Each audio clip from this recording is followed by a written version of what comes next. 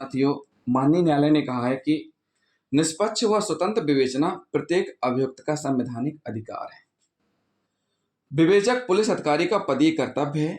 विवेचना अधिकारी निष्पक्ष अन्वेषण करे और किसी एक पक्ष का साथ नहीं दे। विवेचना अधिकारी का पदीय कर्तव्य है कि उसे किसी एक पक्ष का साथ नहीं देना चाहिए, बल्कि सत्यता का पता लगाने का अन्वेषण करना चाहिए। विवेचक यहाँ तक कि अभियोजन का भी कर्तव्य है। प्रत्येक मामले में प्रस्तावित अभियुक्त को सजा कराया जाना सुनिश्चित करना नहीं है, बल्कि सत्यता का पता लगाने में न्यायालय की सहायता करना है। माननीय सर्वोच्च न्यायालय द्वारा प्रतिवादित किया गया है अरविंद कुमार उर्फ नेमीचंद वर्सेस राजस्थान राज्य में। माननीय सुप्रीम कोर्ट ने इस संबंध में प्रतिवादित किया है किसमें?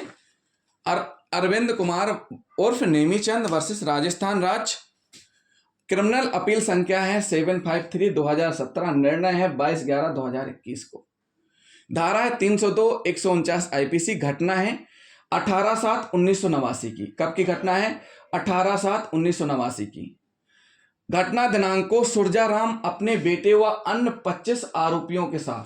सुरजाराम, ध्यान से सुनिए साथियों, बहुत ही महत्वपूर्ण निर्णय है। उन विवेचकों के लिए बहुत जरूरी है जो अभी अभी विवेचना करना सीख रहे हैं या जिनका प्रमोशन हुआ है, तो उनके लिए भी बहुत महत्वपूर्ण है। उनके लिए भी बहुत सी चीजें ऐसी हैं जो कि उनके काम की हैं, उनके सीखने लायक है।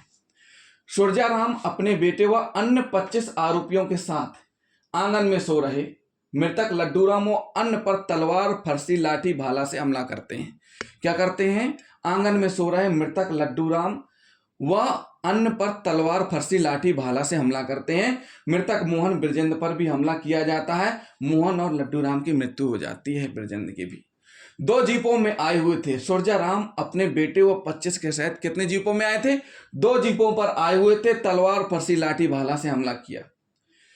19/7/1989 को सुबह 6 बजे पुलिस को सूचना दी गई। पुलिस स्टेशन पर जाकर एफआईआर दर्ज हुई। हरलाल एक ऐसा व्यक्ति है जो शारीरिक रूप से विकलांग है। छड़ी के सहारे चलने वाले ने घटना 15 से 20 फीट दूरी से देखी। उसने घटना कितनी दूरी से देखी? 15 से 20 फीट दूरी से देखी। एफआईआर लिखित शिकायत पर दर्ज हुई। 13 नाम लिखित में हैं। विवेचना प्रारंभ हुई। विवेचना के दौरान जब एफआईआर दर्ज हो रही थी, उसी समय दूसरी पार्टी भी आई हुई थी। दूसरी पार्टी से घायल 2 आरोपी अरविंद कुमार, नेमीचंद, रामनारायण का भी मेडिकल परीक्षण कराया गया था। जिस समय शिकायतकर्ता घायल मृतक लोगों का अस्पताल पहुंचाया गया था, घायलों को थाने उनको भी अस्पताल पहुंचाया गया था, उन सबकी परीक्षण की कार्रवाई चल रही थी। उसी समय 2 घायल आरोपी अरविंद कुमार और नेमीचंद, रामनारायण भी पहुंचे हुए थे, उनका भी मेडिकल परीक्षण कराया गया था। उनकी एमएलसी 19/7/1989 के सुबह 8:30 बजे और रामनारायण की सुबह 9 बजे कराई गई और दोनों अस्पताल में भर्ती भी हुए थे। ये साथियों ध्यान से सुनते जाना। आरोपी दोनों आ चुके हैं। आरोपी दोनों 2 आरोपी जो कुल आरोपी दर्ज हुए हैं, उनमें से 2 आरोपी सुबह ही आ गए पुलिस ने, और पुलिस ने उनकी एमएलसी भी करा दी। यानी पुलिस ने जिसकी एमएलसी कराई आरोपी की, वो पुलिस की अभिरक्षा में हो गए माना जाएगा। प्रारंभिक विवेचना एसएचओ के द्वारा की गई। प्रारंभिक विवेचना किसके द्वारा की गई? एसएचओ थाना प्रभारी के द्वारा की गई। उसके बाद मामला चूंकि गंभीर प्रकृति का था, मामला किसके पास पहुंचा? एडिशनल एसपी के पास पहुंचा। 24/7/1989 को सेकंड विवेचक नियुक्त हुए। कौन? एडिशनल एसपी ने जांच शुरू की। जब जांच शुरू की जा रही थी, 31/7/1989 को सभी आरोपियों की गिरफ्तारी की गई। इन्वेस्टिगेशन के दौरान 24/7/1989 को एएसपी के पास डायरी पहुंची। 31/7/1989 को एएसपी के द्वारा सभी आरोपियों की गिरफ्तारी की गई, सिवाय सुरजाराम को छोड़ करके। सुरजाराम को 8/8/1989 को गिरफ्तार किया। सुरजाराम को कब गिरफ्तार किया? 8/8/1989 को गिरफ्तार किया। बाकी आरोपी कब गिरफ्तार हुए? 31/7/1989 को। उसके बाद अजीब बात ध्यान रखिए, माननीय न्यायालय ने इसमें बिल्कुल नजर रखी हुई है। माननीय न्यायालय ने इसमें स्पष्ट किया है कि अजीब बात यह है कि अभियुक्तों की गिरफ्तारी 31/7/1989 को दिखाई गई है। अभियुक्तों की गिरफ्तारी कब दिखाई गई है? 31/7/1989 को। जबकि 2 घायल आरोपी पुलिस ने अपनी अभिरक्षा में लेकर के 19/7/89 को भर्ती करवा करके उनका मुलाहजा भी करवाया गया। यानी कितने दिन पहले, इस गिरफ्तारी 31 साल की गिरफ्तारी से 10 दिन पहले, 11 दिन पहले 19/7/89 को जिस दिन FIR दर्ज हुई थी, 2 आरोपियों की MLC कराई गई थी। इन्वेस्टिगेशन हुई। इन्वेस्टिगेशन 13 आरोपियों में से 7 पर धारा 302 149 IPC के तहत न्यायालय में आरोप लगाया गया। विचारण कितने पर चल रहा है? 7 पर चल रहा है, 302 149 IPC के तहत। विचारण कोर्ट में विचारण हुआ, विचारण कोर्ट में विचारण चला। अभियोजन ने 20 गवाह व 61 प्रदर्शकों को चिन्हित करवाया। बचाव पक्ष की तरफ से 26 साक्ष्यों को चिन्हित करते हुए 4 की ही गवाह हुई पूछताछ की गई। विचारण कोर्ट ने इन 7 में से 2 आरोपियों को बरी कर दिया। जो विचारण कोर्ट है उसने 7 में से 2 आरोपियों को बरी कर दिया, 5 को सजा सुनाई। हाई कोर्ट में अपील की, पांचों ने अपील की। 5 में से 1 आरोपी को बरी कर दिया, 4 आरोपियों की अपील निरस्त हुई। इस बीच माननीय हाई कोर्ट ने आगे की जांच के लिए 173(8) CRPC के तहत आदेश पारित किया कि आगे की जांच की जानी चाहिए। देखिए साथियों, इसमें एक नया ट्विस्ट आया। अभी तक आपने ऐसा नहीं सुना होगा कि बीच में ऐसा आदेश हुआ होगा, लेकिन इस मामले में ऐसा हुआ है। क्या आदेश हुआ कि चालान पेश हो गया, सजा भी हो गई, ट्रायल भी हो गई, लेकिन उसके बावजूद भी एक आदेश पारित होता है कि इसकी फिर से जांच हो। इसकी जब फिर से जांच होती है तो जांच में क्या होता है, 10 आरोपी बढ़ाए गए, यानी कि 10 आरोपियों को गिरफ्तार किया गया। और गिरफ्तार करने के बाद मामले को उसी घटना पर दूसरी बार सुनवाई के लिए ले जाया गया, मतलब उसी घटना पर फिर से सुनवाई की गई। अगर किसी मामले में ऐसी परिस्थितियां बनती हैं तो उन परिस्थितियों को इस मामले से जोड़ करके माननीय न्यायालय की शरण ली जा करके दोबारा सुनवाई करवाई जा सकती है। इस बार माननीय न्यायालय यानी विचारण न्यायालय ने 10 में से 4 को दोषी ठहराया और 1 किशोर न्याय बोर्ड यानी 5 को दोषी ठहराया गया। 4 कौन थे? बालिग थे। 1 को किशोर न्याय बोर्ड के सुपुर्द कर दिया गया, 5 बरी कर दिए गए, 4 को आजीवन कारावास की सजा सुनाई गई। हाई कोर्ट में अपील की गई, सभी अपीलें हाई कोर्ट के द्वारा निरस्त कर दी गई। हाई कोर्ट के द्वारा क्या कर दी गई? सभी अपीलें निरस्त कर दी गई। पूरा का पूरा मामला पहुंच गया माननीय सुप्रीम कोर्ट की शरण में।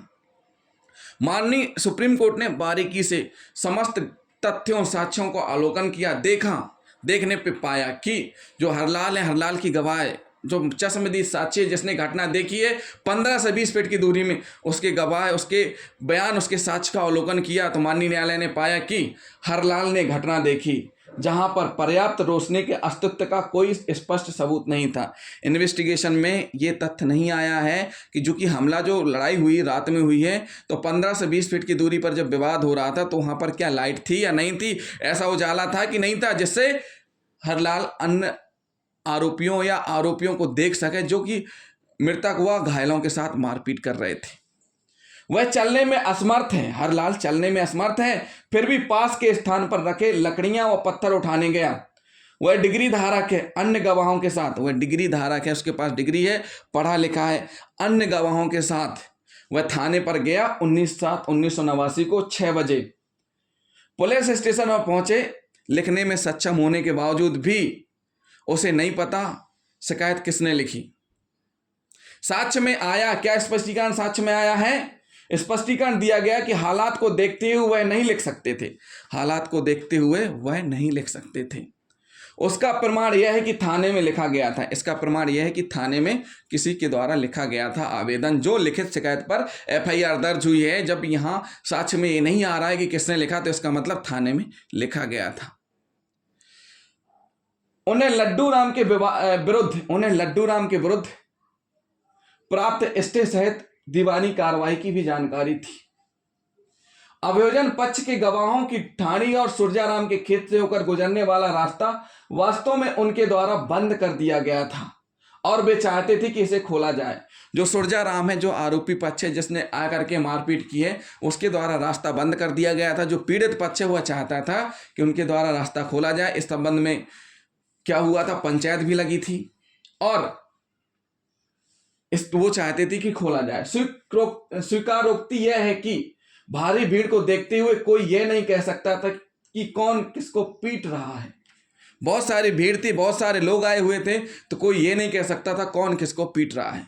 घटना दिनांक की सुबह पंचायत का संचालन स्वीकार किया गया है। घटना दिनांक की समय सुबह पंचायत का संचालन स्वीकार किया गया है। उसने आरोपियों को मृतक और घायल गवाहों पर अपने हथियारों से हमला करते हुए भी देखा है। जो हरलाल है, हरलाल ने स्पष्ट किया है साक्ष्य में कि उसने आरोपियों को मृतक और घायल गवाहों पर अपने हथियारों से हमला करते हुए भी देखा गया है। ये नोट करने वाली बात है। मतलब जो गवाह है उसने अच्छे से गवाही दी है, बोला है अगेंस्ट, ऐसा नहीं कि हॉस्टाइल हुआ है। एफआईआर दर्ज होते समय आरोपी की उपस्थिति को समझा जा सकता है। जब एफआईआर दर्ज हुई है उस समय आरोपी की उपस्थिति को समझा जा सकता है। घटना सुबह के समय की है। घटना कब की? घटना सुबह के समय की, जिससे स्पष्ट होता है कि घटना सुबह के समय की ही है। डॉक्टर ने मृतक मोहन सिंह की मृत्यु का कारण सदमा, अत्यधिक खून बहना, कई फ्रैक्चर व आंतों में अत्यधिक चोटों का परिणाम बताए हैं। डॉक्टर की गवाही हुई। डॉक्टर की गवाही को माननीय सुप्रीम कोर्ट ने देखा है तो उसमें स्पष्ट हुआ है कि जो मृतक है, मृतक कौन?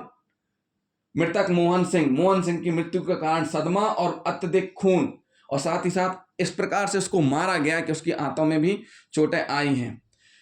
तेज धार वाले हथियार, बाकी चोटें कुंद हथियार से लगी। जेरा में डॉक्टर ने बताया कि उनको भी तेज धार वाले हथियार से पहुंचाया जा सकता था। यानी इतना खतरनाक मामला है कि बहुत खतरनाक तरीके से मारपीट हुई है, तलवार, फरसी से, लाठी, भाला से।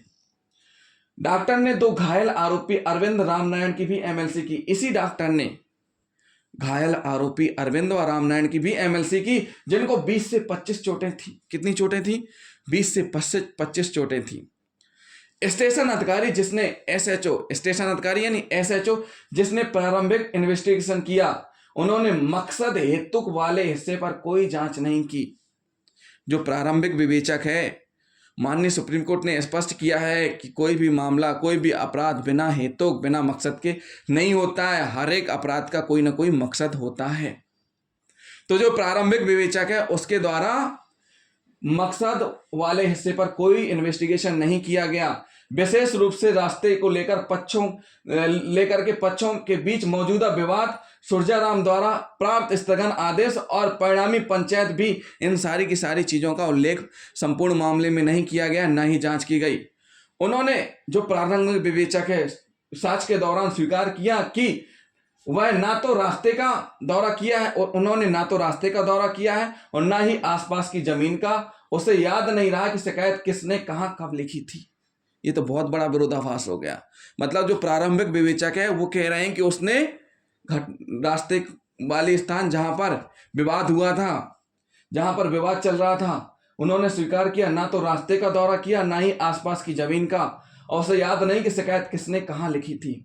हालांकि यह दिखाने के लिए सबूत थे कि वह आरोपियों से मिला था, लेकिन उसे उनसे मिलने की याद नहीं। मतलब जो मामला है, अभियोजन के साक्ष्य हैं, उन पर स्पष्ट रूप से है कि प्रारंभिक विवेचक जो एसएचओ है वह आरोपियों से मिला हुआ था, लेकिन वो कह रहे हैं कि उसको याद नहीं है, उन्हें याद नहीं है। उनके द्वारा यह कहते हुए साक्ष्य दिया कि विवादित रास्ता खुला था। जो एसएचओ वो कह रहे विवादित रास्ता खुला था। उनका दावा है कि उन्होंने आरोपी को अस्पताल नहीं भेजा। अब वो दावा कर रहे हैं कि आरोपी जिनकी 2 एमएलसी हुई हैं उनको अस्पताल नहीं भेजा है। शिकायतकर्ता के अनुसार स्केच तैयार किया गया। जो शिकायतकर्ता है उसके अनुसार स्केच यानी नक्शा मौका तैयार किया गया। आसपास के घरों और खेतों के मालिकों से कोई पूछताछ नहीं की गई। जो घटनास्थल, इतनी बड़ी बीभत्स घटना हो गई, इतने खतरनाक मामला है, और ये चीज हुई कि आसपास के लोगों से पूछताछ नहीं की गई, कोई उल्लेख ही नहीं है। आसपास के घरों खेतों के मालिकों से कोई पूछताछ नहीं की गई। अवलोकन महाजार रिपोर्ट यानी नक्शा मौका की तैयारी के समय उन्होंने किसी भी गवाह का बयान दर्ज नहीं किया। क्यों? क्योंकि अभियोजन का एक गवाह वहां पर था। मात्र अभियोजन के एक गवाह को आधार बना करके नक्शा मौका नहीं बनाना चाहिए। वहां पर उपस्थित अन्य साक्षी, उनके भी मौजूदगी पर नक्शा मौका बनाया जाना चाहिए, यानी उनके बतौर गवाह हस्ताक्षर कराए जाने चाहिए। उन्होंने पाया कि वहां पर कोई दीवार रास्ता नहीं रोक रखी थी। अब उन्होंने ये भी पाया कि विवाद उसी का है और पाया जा रहा है कि नहीं थी। साक्ष्य जैसा कि हमने समझा, माननीय सुप्रीम कोर्ट ने तल्ख टिप्पणी की है। माननीय सुप्रीम कोर्ट ने कहा है कि साक्ष्य जैसा कि हमने समझा स्पष्ट रूप से आत्मविश्वास को प्रेरित नहीं करता है। उक्त साक्षी ने निश्चित रूप से कई तथ्यों को छुपाया है। उक्त साक्षी जो प्रारंभिक विवेचक है उसने कई तथ्यों को छुपाया है, जिनमें वे परिस्थितियां शामिल हैं जिनके तहत एफआईआर दर्ज की गई थी और 2 घायल आरोपियों को अस्पताल में रेफर किया गया था।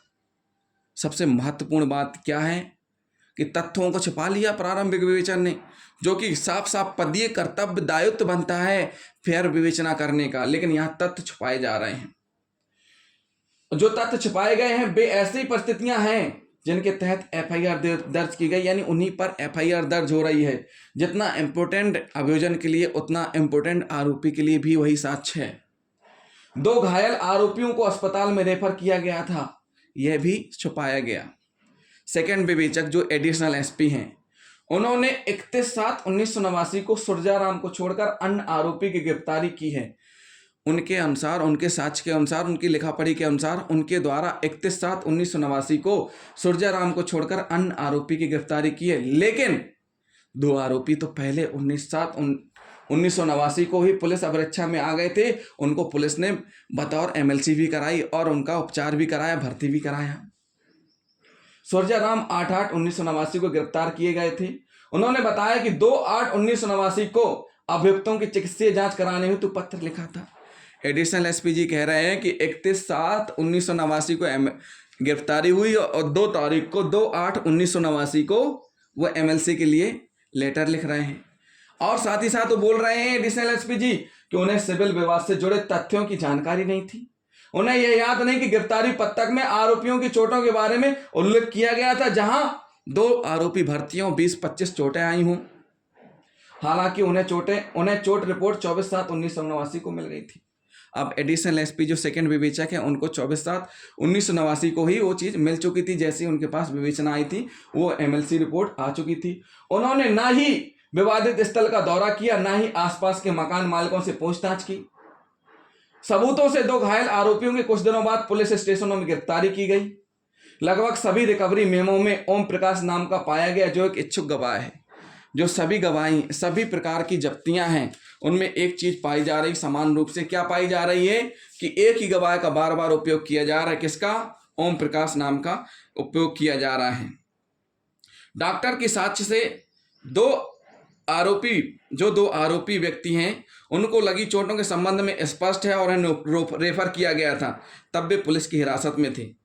उपचार जो उन्होंने आंतरिक रोगियों के रूप में लिया था, जो सेकंड विवेचक है वो कह रहे हैं कि आरोपी को लगी चोटों की कोई जांच नहीं की। ये माननीय न्यायालय ने कहा। दस्तावेजों के साथ बचाव पक्ष की ओर से जांचे गए गवाह मुख्य रूप से घटना से पहले के 2 कारकों को संकेत देते हैं, अर्थात सुरजाराम द्वारा घटना की तारीख की सुबह में शिकायत की गई थी, जिसके बाद पंचायत के माध्यम से इसे हल करने का प्रयास किया गया था। मतलब सुबह के कुछ घंटों में शिकायत की गई थी जिसे पंचायत से हल करने का प्रयास किया गया था। बचाव पक्ष की चोट रिपोर्टों की अभियोजन पक्ष के गवाहों द्वारा मामले के समर्थन में दिए गए 161 सीआरपीसी के बयानों के साथ चिन्हित किया गया, जैसा बचाव पक्ष द्वारा प्रस्तुत किया गया है। एक क्रॉस मामले चल रहे हैं। दूसरे मुकदमे में अभियोजन पक्ष के गवाह पहले वाले समान ही हैं। ये बहुत बड़ी गलती करते हैं भाई, सीधी सी बात है। जब एक में जो गवाह हैं दूसरे में सेम कर देने से भी दिक्कत होती है। इसमें यह बताया गया है दूसरे मुकदमे में अभियोजन पक्ष के गवाह पहले वाले के ही समान ही हैं। यहाँ भी भूपेंद्र सिंह जो कि घटना से कुछ दिन पहले विवादित रास्ता बंद कर दिया गया था, आरोपी रामनारायण को अस्पताल से गिरफ्तार किया गया था, या फिर अभियोजन पक्ष के मामले में एक और विरोधाभास है। अब लो यहाँ स्थिति हो गई, वो कह रहे हैं कि अस्पताल से गिरफ्तार हुए, वो कह रहे हैं कि थाने में हाजिर हुए, वो कह रहे हैं कि संपूर्ण आरोपी सिवाय सुरजाराम को छोड़ करके 31/7/1989 को गिरफ्तार हुए हैं। अदालत में कुछ आरोपियों की पहचान की गई। जो साक्ष्य है हरलाल है, उसने कुछ आरोपियों की पहचान की है। इस गवाह ने भी एक बार फिर कहा कि मृतक लड्डू राम के खेत का रास्ता घटना से कुछ दिन पहले ही बंद कर दिया गया था। पहले मुकदमे के दौरान पहली बार दिए गए बयान को दोहराते हुए एक और बयान दिया गया। लिखित शिकायत लिखने के लिए कांस्टेबल से कागजात लिए गए थे। अब देखिए साथियों, यहाँ पर जो हरलाल है, जो घटना का चशुदर्शी साक्षी है, उसने क्या कहा कि एक बयान दिया है इसी बयान में कि लिखित शिकायत लिखने के लिए कांस्टेबल से कागजात लिए गए थे। हालांकि वह लगातार कह रहा था कि उसे नहीं पता किसने लिखा है। ये देखिए सोचने वाली बात है कि किससे थाने में ही कागज दिया गया, जबकि बहुत सी जगह कहते हैं कि वो आवेदन प्रस्तुत किया, ये स्थिति हुई थी, जबकि इसमें आया है कि कागज किसने दिया, एक कांस्टेबल ने दिया था। हालांकि लगातार कह रहा था कि उसे नहीं पता कि किसने लिखा। यह उनका एक सबूत है कि घटना एक स्थान नहीं बल्कि उसके आसपास क्षेत्र में हुई थी। घटना वाले दिन भी रास्ता बंद था, परंतु जो एसएचओ है उसने गवाही एसएचओ उसने बताया कि रास्ता खुला था। लेकिन इस गवाह ने एक चीज और स्पष्ट की, किसने, हरलाल ने कहा कि घटना वाले दिन भी रास्ता बंद था। उन्होंने इस आशय की गवाही दी कि एसएचओ ही थे जिन्होंने रास्ता तोड़ा था,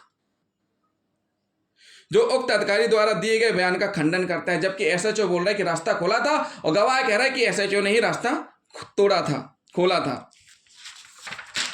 जो मृतक लड्डू राम के बेटे, जो लड्डू राम है के बेटे ब्रजेंद्र को दूसरे मुकदमे में आरोपी बनाया गया है। उन्होंने आरोपियों के घायल होने से इनकार किया। अब भाई ये दूसरे जो पीड़ित हो गए हैं, पीड़ित दूसरे के लिए आरोपी हो जाएंगे, जो आरोपी है वो उनके लिए पीड़ित हो जाएंगे। तो ये कह रहे हैं कि उन घायल होने से इनकार किया है। संबंधित एसएचओ ने पहले के अनुरूप अपना साक्ष्य दिया। अपने साक्ष्य में उन्होंने कहा कि उन्होंने मृतक के पड़ोसियों से कोई पूछताछ नहीं की और जब वो रास्ते से जा रहे थे तो विवादित रास्ता खुला था। उस समय कोई दीवार अस्तित्व में नहीं थी। ये बोला गया है किसके द्वारा, एसएचओ के द्वारा। हालांकि बचाव पक्ष ने भी सबूत पेश किए, कुछ दस्तावेजों को चिन्हित किया। हम उन पर विस्तार से चर्चा नहीं करना चाहते हैं क्योंकि हम उन पर पहले से चर्चा कर चुके हैं। माननीय सुप्रीम कोर्ट कह रहे हैं हम पहले आरोप पत्र और फिर दूसरे आरोप पत्र के संबंध में ट्रायल कोर्ट या उच्च न्यायालय द्वारा अलग दिए गए निष्कर्षों पर नहीं जाना चाहते हैं। यह माननीय सुप्रीम कोर्ट कह रहे हैं। 2 चालान पेश हुए हैं। यह बताने के लिए पर्याप्त है कि अत्यधिक निहितार्थ अभियोजन पक्ष के गवाहों के साक्ष्य में विरोधाभास है। कुछ गवाहों पर अविश्वास सहित एफआईआर दर्ज करने में देरी और परीक्षण पहचान परेड आयोजित नहीं किए जाने के संबंध में अभियुक्त के पक्ष में निष्कर्ष थे। अदालत ने यह भी पाया कि जिस तारीख को 161 सीआरपीसी के बयान दर्ज किए गए उस समय कुछ अंतर संबंध में दूसरे अवसर पर अदालतों ने कुछ चीजों को मंजूरी दी है। दोष सिद्धि की पुष्टि करते समय तदनुसार यह माना गया कि अभियोजन पक्ष की ओर से सबूत है कि दोषी अभियुक्त हमलावर हैं। दोषी अभियुक्त को हमलावर माना गया, जबकि उनमें से 2 व्यक्ति जो अरविंद और रामनारायण हैं जिनको 20-20, 25-25 चोटें भी आई हैं। घटना का स्थान विवाद में नहीं है। चोटें यदि कोई हो मामूली हैं और विशिष्ट हमले को जिम्मेदार ठहराया गया है। उपरोक्त तर्क पर विचारण न्यायालय अदालत के फैसले की पुष्टि करते हुए उच्च न्यायालय द्वारा दोष सिद्धि प्रदान की। क्या किया? दोष सिद्धि प्रदान की। और साथ ही साथ निजी बचाव की एक याचिका विशेष रूप से ली गई जिस पर विचारण न्यायालय द्वारा सही परिप्रेक्ष्य में विचार नहीं किया गया, ना ही उस पर जांच की गई। एफआईआर में हुई देरी 19/7/1989 को सुबह लगभग 6-10 बजे दर्ज की गई। शाम 5 बजे ही संबंधित मजिस्ट्रेट तक पहुंच गई।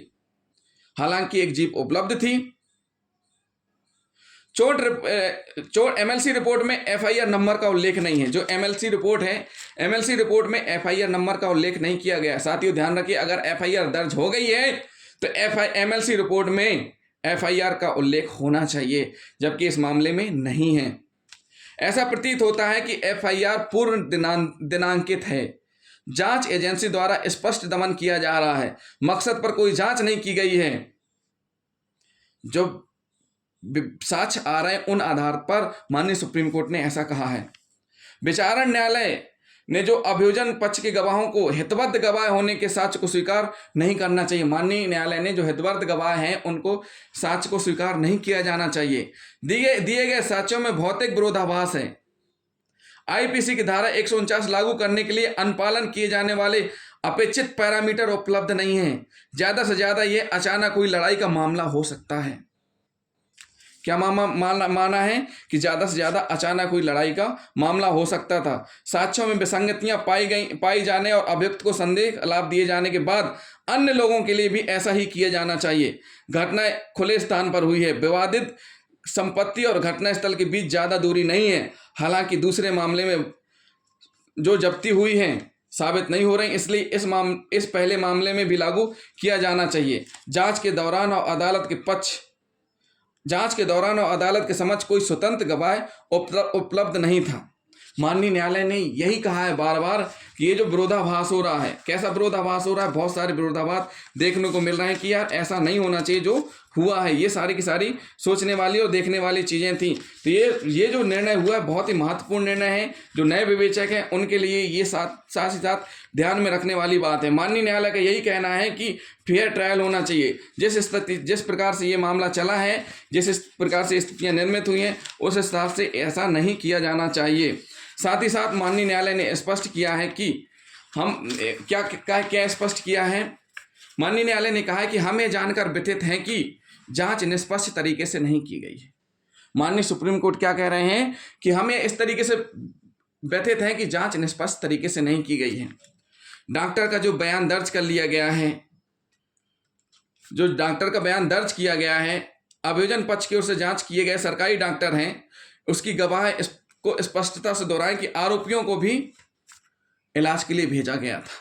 19/7/1989 को उनके पास भेजा गया था। इसके अलावा अन्य गवाह हैं, उनको भी चिन्हित किया गया इस मामले में।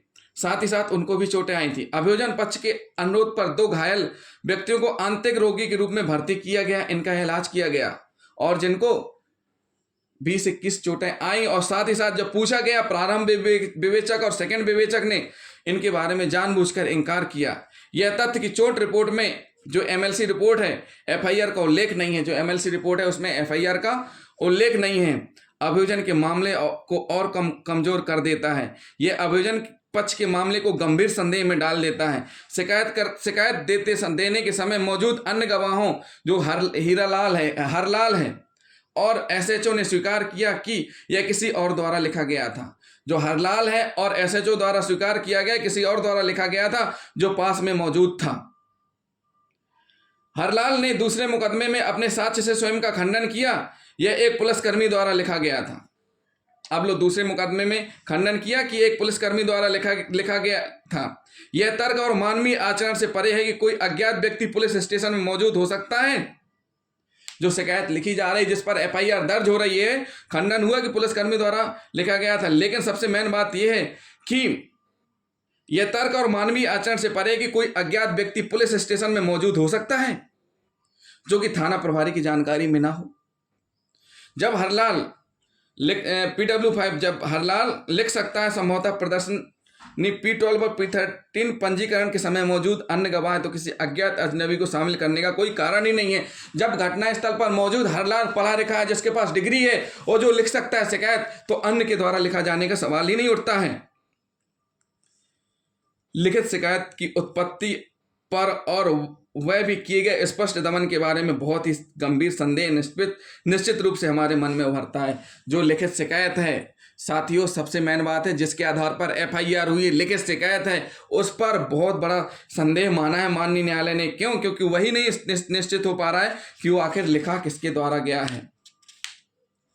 तो इसी आधार पर दोनों अदालतों द्वारा जो मामले हैं, मामले में माननीय न्यायालय ने कहा है कि दोनों अदालतों द्वारा जो अवसर है निर्णयों को पढ़ने पर, दोनों अदालतों के निर्णयों को पढ़ने पर माननीय न्यायालय पाता है कि प्रस्तुत किए गए साक्ष्य अलग नहीं किए जा सकते, दिए गए सामान्य निष्कर्ष पर सभी आरोपियों पर लागू किए जाएंगे। बहुत सारी खामियां हैं जिन्हें भरा नहीं जा सकता, ना ही निजी रक्षा के अधिकार की सीमा से अधिक सहित किसी अलग निष्कर्ष पर पहुंचने के लिए कोई सबूत है। ग्रामीणों के 2 समूहों के बीच एक नागरिक विवाद के रूप में उभरा मामला है, एक आपराधिक मामले में बदल गया है। ये 2 समूह के रूप में एक मामला विवाद हुआ था जो कि एक आपराधिक मामले में बदल गया है। इस प्रकार माननीय न्यायालय कहते हैं कि हम मानने के इच्छुक हैं, अभियुक्त अपीलकर्ता संदेह का लाभ पाने के हकदार हैं, क्योंकि हम जिम्मेदारी के उचित निर्वहन के साथ यथासंभव प्रशंसनीय निजी बचाव की दलील को भी अपनी अनुमति देते हैं